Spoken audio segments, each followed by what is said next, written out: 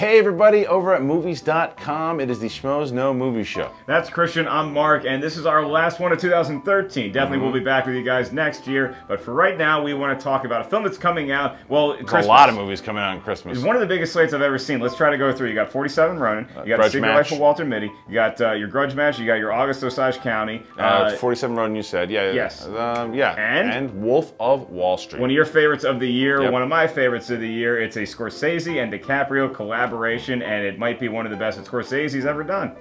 Agreed. And what's so great about watching Scorsese now is that he uses what works. And one of the things that's been working for him is Leonardo DiCaprio. They've done a lot of collaborations together, and there are a lot of directors that do this. There's a director that works with an actor, they work together, and magic is made. So let's hope this list is magic. It's the top 5 directors that work with actors. Why fix something if it ain't broke? So these are the top 5 director-actor collaborations. At number 5 is a comedic pair, and that's going to be Edgar Wright directing Simon Pegg, and by proxy Nick Frost. Yeah, you can put Nick Frost in there as well. And these guys, they have like their own little trilogy, if you will, and the movies that they have done in the past, and they've kind of helped each other's careers and built off of that. And I'm sure that when Simon Pegg does Ant-Man, you probably see one of those two guys pop up in that as well. That's right, seeing Shaun of the Dead and then seeing that trilogy concluded loosely in The World's End. It's just really fun to watch because you can tell what a good time you guys are having on set, and that translates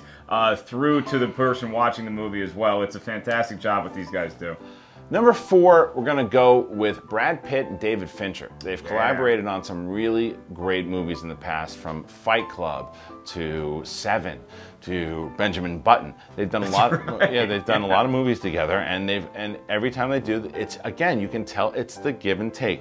People who get each other, the creative process, and it works, and that's absolutely the case here. It's a new experience every time, because with Seven, there was such a creepy reveal at the end, and then Fight Club just kind of turned so many things on its ear, and you need that trust between a director and actor that they're going to give each other the best of what they can do, and they are certainly one of the best examples of that.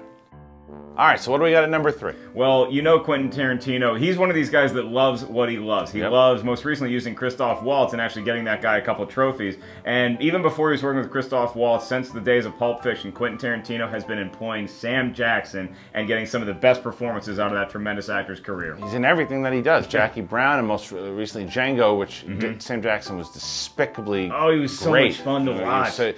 But again, you can really tell when a good back and forth happens because of not only the performance the actor gives, but what the director is able to do with that performance, and because they know each other so well from working with each other so many times. And Sam Jackson pops up in all of Tarantino's movies because they work for each other. Hey, that's a good director-actor collaboration. Okay, Kristian, we're getting down to the meat here. Number 2, what do you got? This number 2 pisses me off. I'm sorry. Because I know that they should be number 2, but recently they don't do anything. They just literally, it's like a 7-Eleven commercial. They shoot it. Now I know who you're talking about. Johnny Depp and Tim Burton. All right, let's tell them about the really good stuff that they've done in the past first. How about your Edward Scissorhands? Yeah, Ed Wood. Yeah, but then recently, like things like the Dark Shadows. That's my point. Is at this point, it just puts them in anything. Anything you want to do, let's just do it. They might like this. No one's gonna like it. Who cares? Let's shoot it anyway. Oh yeah, they did that Willy Wonka thing too. But the thing is, again, that's the reason they deserve to be there at number 2, is they've worked with each other so much, they get each other, they really respect one another, and the list is director-actor combos. And I still have faith that they can get this magic back. It's not done for Burton and Depp. The book has not been written. They can turn this ship around. Don't you do it, Tim Burton. Don't you make Johnny Depp Beetlejuice. Don't do it. Don't do it. Would be son of Beetlejuice, right? How about Tim Burton and Michael Keaton? Oh, that's for honorable mentions. Okay, Kristian at number 1 is the guy we're talking about, at least one of them, Martin Scorsese. Before he was working with Leonardo DiCaprio, he had another collaboration with an actor that you may have heard of. His name, Robert De Niro. What are you gonna do? You do Raging Bull? In the Mean Streets? Yeah, Goodfellas, how about? Remember, you were in that one too. How about Casino? So many movies. Yeah. He was Taxi Driver. He was his DiCaprio beforehand. He was. And Cape Fear. I mean, there's so many movies that they've done together that it's the number 1. It's their best because it's just that process of, you knew it. Scorsese's got a movie? Oh, De Niro's in it.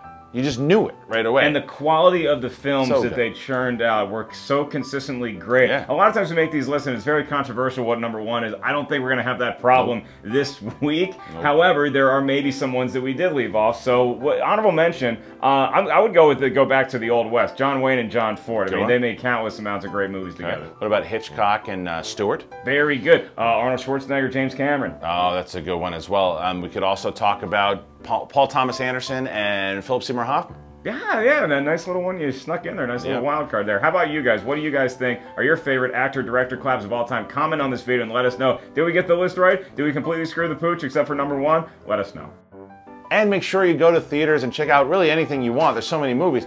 But the new Scorsese DiCaprio film, Wolf of Wall Street, that's the one I'm putting my money into. Go see it. But there's a lot of excitement at the theaters this weekend. You could literally just go there with a blindfold, walk into a theater, and the chances are you're going to be entertained by something. There's so many different genres of films, so much great stuff coming out. It's movies. Celebrate them. We're the Schmoes No Movie Show. Thanks for a great 2013. We'll be back in 2014. You bet your tushes. His name will still be Kristian. My name will still be Mark. And we're not a bad actor-director collab. Who's the director? Me? You?